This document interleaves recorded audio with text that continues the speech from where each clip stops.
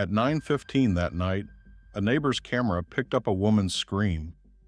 One sharp burst of terror, followed by 3 gunshots. By the next morning, one of the brightest rising stars in American gravel racing was dead. Moriah. Mo Wilson was only 25 years old. She was in Austin, Texas, just days before Gravel Locos, a race she was widely seen as a serious contender to win. She had spent part of that evening swimming and eating dinner with Colin Strickland, a former professional cyclist she had once been romantically involved with. Hours later, she was found shot inside a friend's home. And almost immediately, investigators began to suspect that this was not random at all, because when detectives started pulling at the threads, they found something much darker than a simple love triangle. They found a hidden contact name in a phone. They found a black Jeep near the scene. They found a phone that went dark during the exact window that mattered most. They found a woman who would soon sell her vehicle, leave the country, change her appearance, and disappear into Costa Rica under another identity. And the deeper this story goes, the less it feels like one sudden explosion of emotion, and the more it feels like pressure that had been building for months behind closed doors. Stay with me, because the murder of Mo Wilson is not just the story of what happened inside that house in East Austin. It is the story of jealousy, secrecy, control, surveillance, flight, and a future that was stopped at the exact moment it was beginning to accelerate.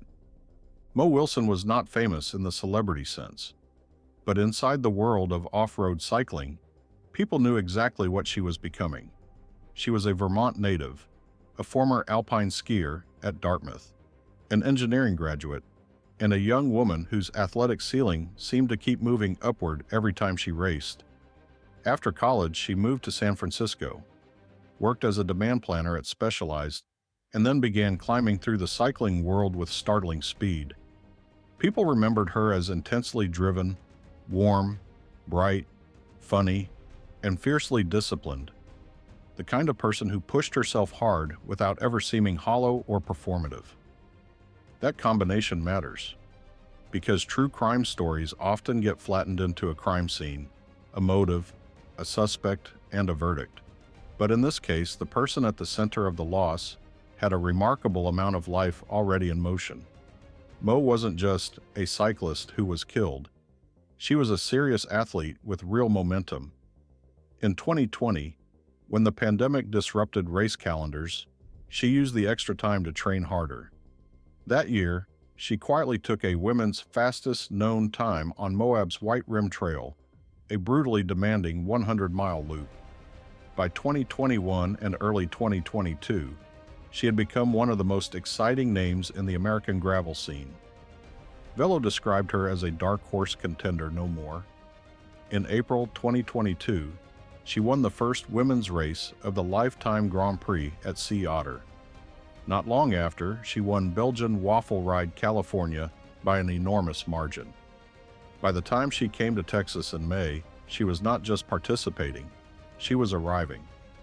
And that is what gives the opening of this case so much weight, because nothing about her public trajectory suggested that this would be how her name reached a national audience.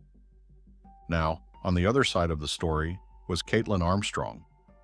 According to the Texas appellate opinion and testimony at trial, Colin Strickland met Armstrong on a dating app in October 2019.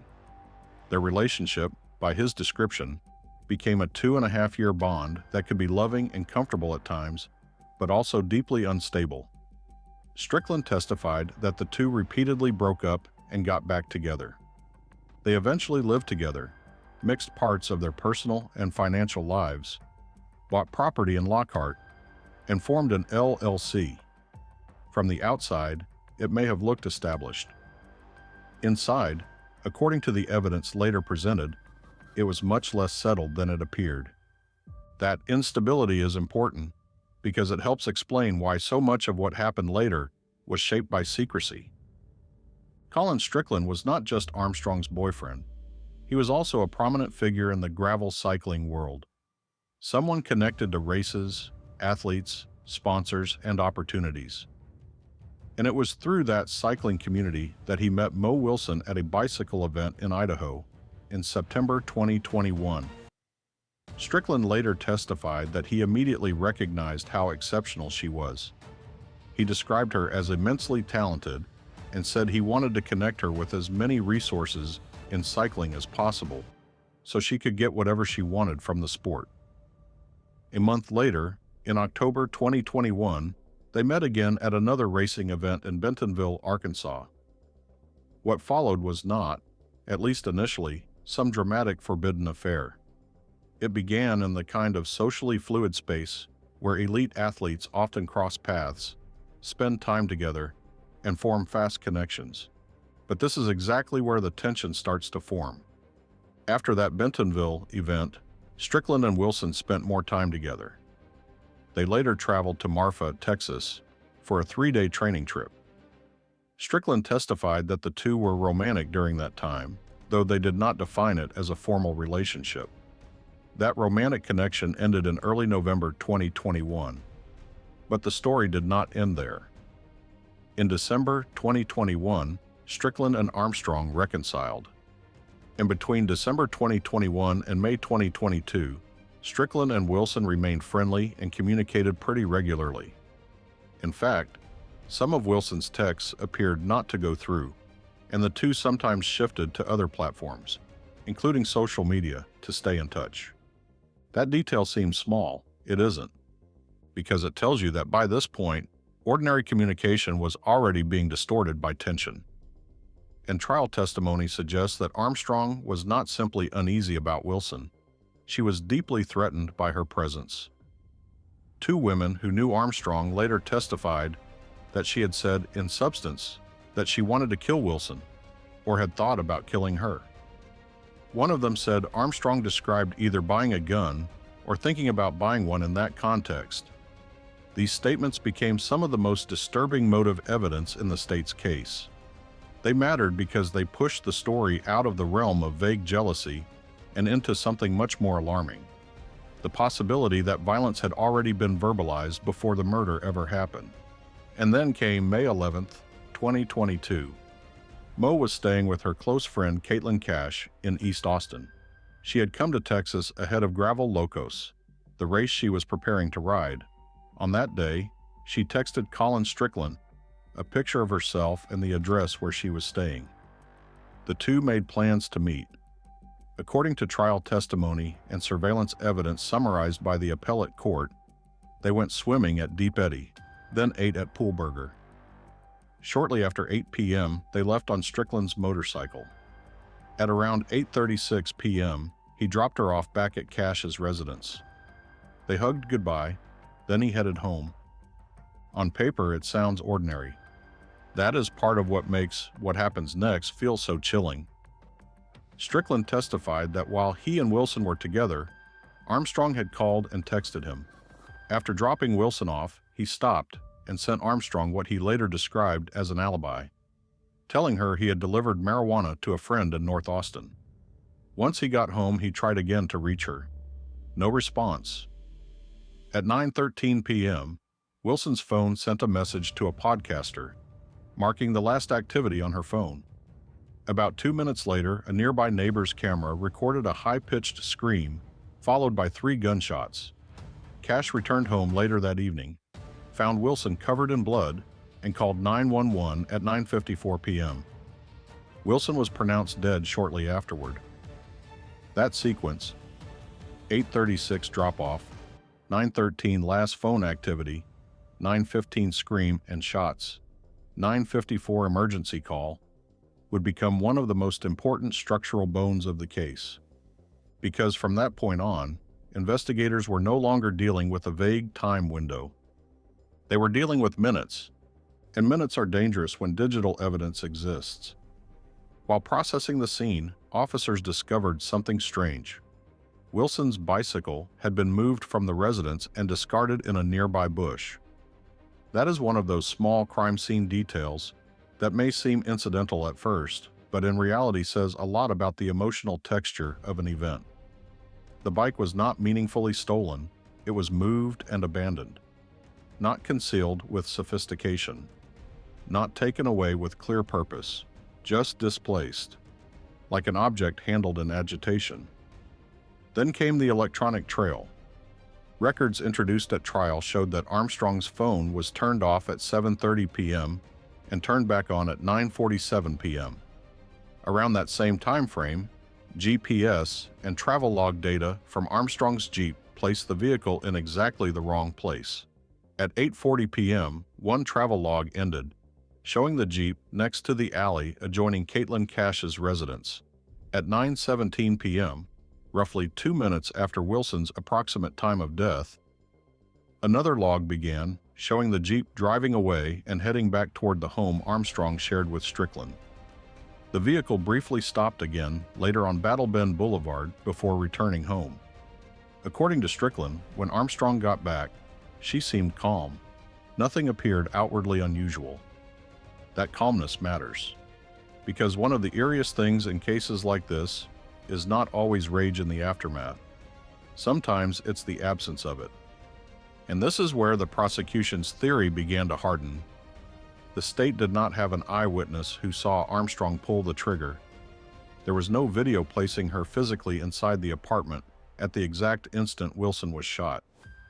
That was one of the defense's strongest points later at trial. But what the state did have was what AP called a tight web of circumstantial evidence. The Jeep, the phone, the hidden contact, the prior threats, the gun evidence, the audio from the neighbor's surveillance system, the timing, the later flight. The prosecution's power came not from one dramatic smoking gun, but from accumulation. And that hidden contact name is one of the most revealing pieces in the entire case. On the day of the murder, Strickland deleted his text thread with Wilson so as not to agitate Armstrong. Then he saved Wilson's contact information under the name Christine Wall to avoid conflict. That single detail tells you how normalized concealment had already become. This was not a world where everyone was operating openly and honestly. This was a world in which communication had already been shaped by anticipated anger. In other words, the secrecy did not begin after the murder. It was already built into the emotional system around it. The state also presented evidence that Armstrong's phone had been used that day to track Wilson's location through a fitness app. That's an important distinction in the case.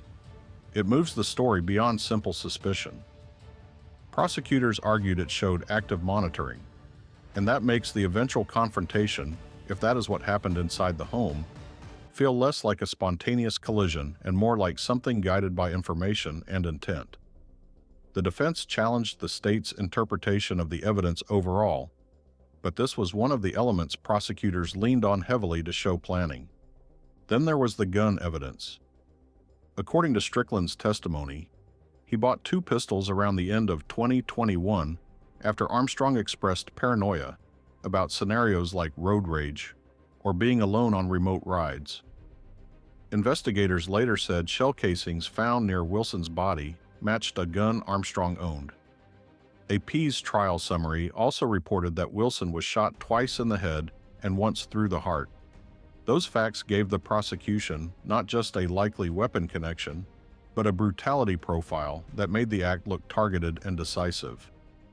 There was also DNA evidence.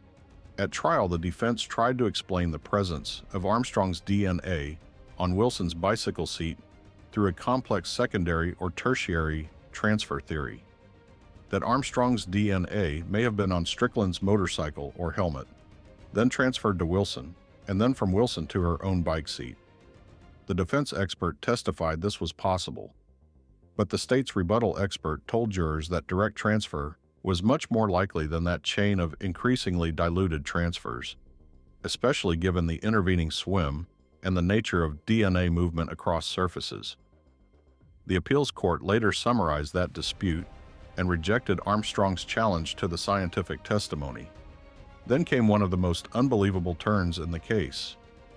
Police had Armstrong in front of them early on, and she still got away. After Wilson was killed, Armstrong was questioned by law enforcement. During the interview, she was told that her Jeep had been seen near the place where Wilson was murdered. She denied knowing that Strickland and Wilson had been in contact or that they had been together the previous afternoon. But because she was being held on an unrelated matter that did not validly keep her in custody, she ultimately left the station and returned home. That release became one of the critical turning points in the entire case, because from that point forward, investigators were no longer just building a homicide case. They were racing a suspect who now had reason to understand the pressure closing around her, and what she did next would become devastating for her at trial. According to the appellate record, the morning of May 13th, Strickland testified that Armstrong seemed paranoid that their house might contain microphones, so they went to a coffee shop where she felt safer speaking freely. The following day, Armstrong flew to New York City to visit her sister Christine. On May 18th, she used her sister's passport to fly to Costa Rica. Then, on June 22nd, using the name Allison Page, she underwent cosmetic surgery and treatments including a nose job, lip enhancements, a brow lift, and micro-needling. On June 29th, she was apprehended by Costa Rican authorities, deported to the United States, and arrested for Wilson's murder. That sequence is almost impossible to overstate in terms of narrative impact, because jurors were not just being asked to decide whether Armstrong was jealous. They were asked to consider what innocent behavior looks like after a murder investigation begins. Do innocent people sell the vehicle tied to the case for more than $12,000? Use a sibling's passport? Leave the country? Alter their face? Adopt another name? Try to build a new life as a yoga instructor on another coastline? The defense, of course, had answers. At trial, Armstrong's lawyers argued that the investigation was sloppy and that police locked onto her too quickly. They pointed out that no witness saw her commit the murder and no camera captured her inside the apartment at the moment Wilson was killed. They tried to raise doubt by suggesting other possibilities and criticizing how law enforcement handled the early stages of the case. From a legal standpoint, that was the correct pressure point to attack. This was a circumstantial case, but the state's reply was essentially that circumstantial does not mean weak when every major strand points in the same direction. And then even Armstrong's time in custody became part of that story.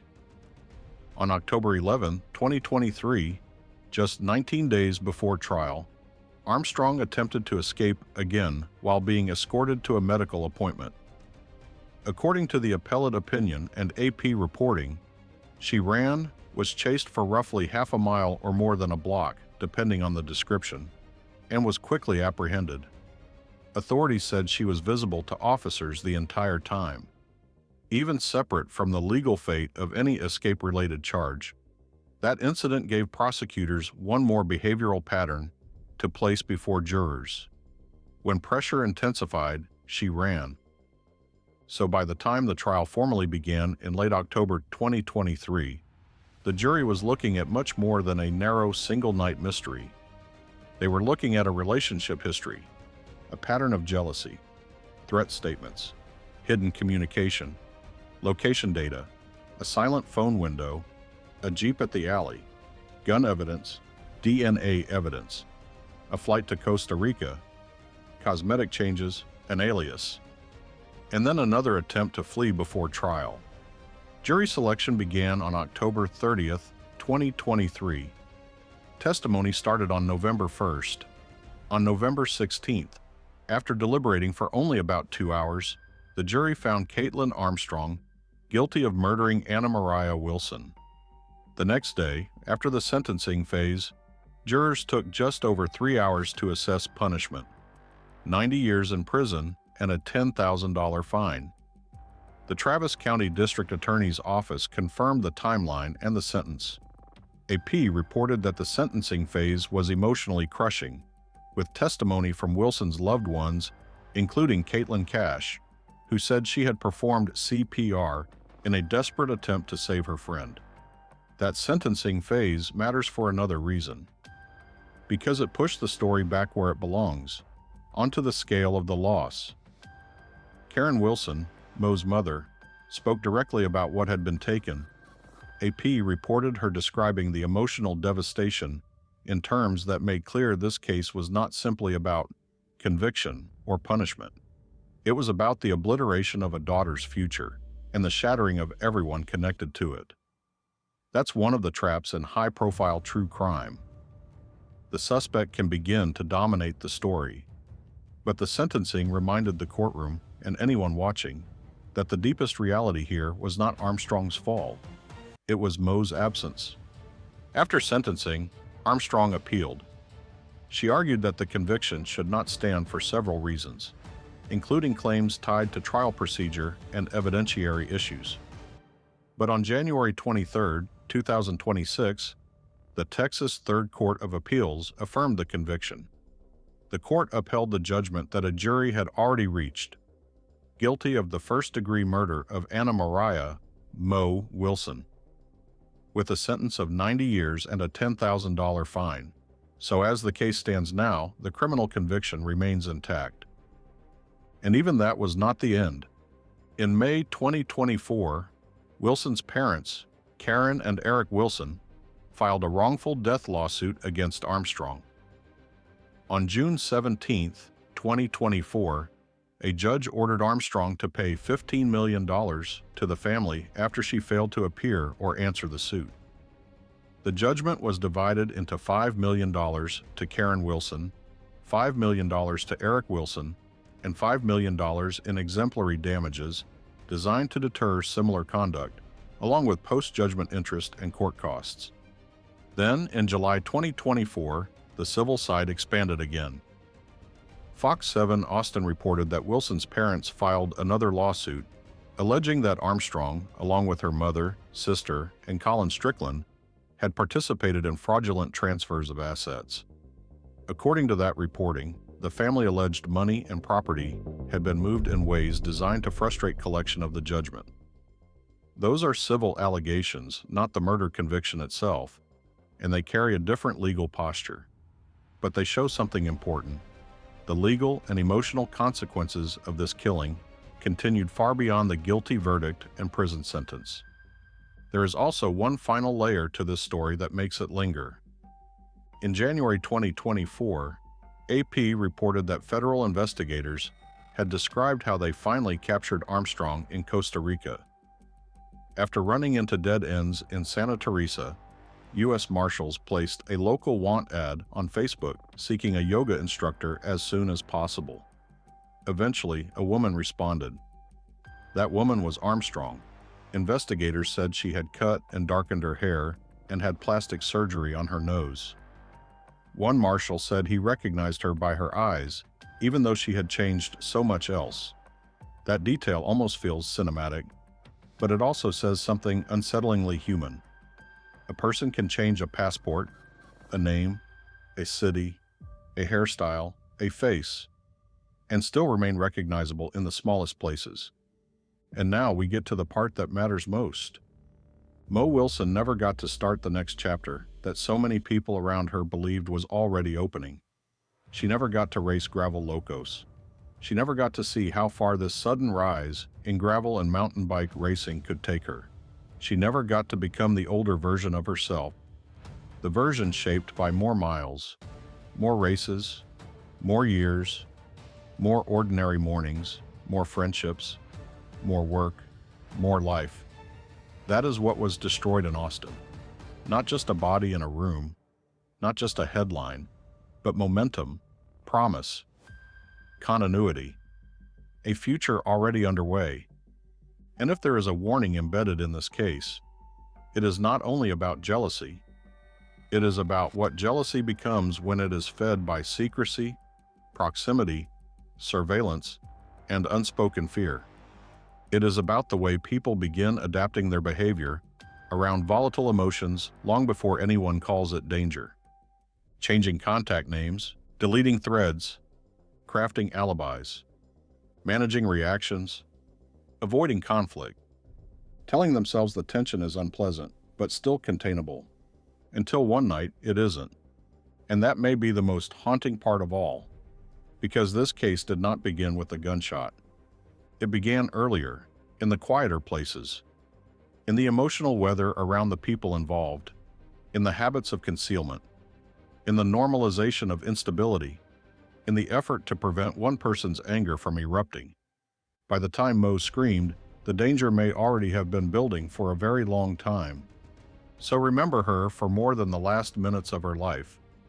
Remember the Dartmouth skier, the engineer, the writer who left her job to chase what she loved full-time, the athlete who turned discipline into lift, the woman whose laugh, classmates said, filled a room, the young competitor who was not just participating in a movement inside American cycling, but helping define it. Because the scream on that recording is part of this case. But it is not the whole of her. And that is the part no verdict can restore.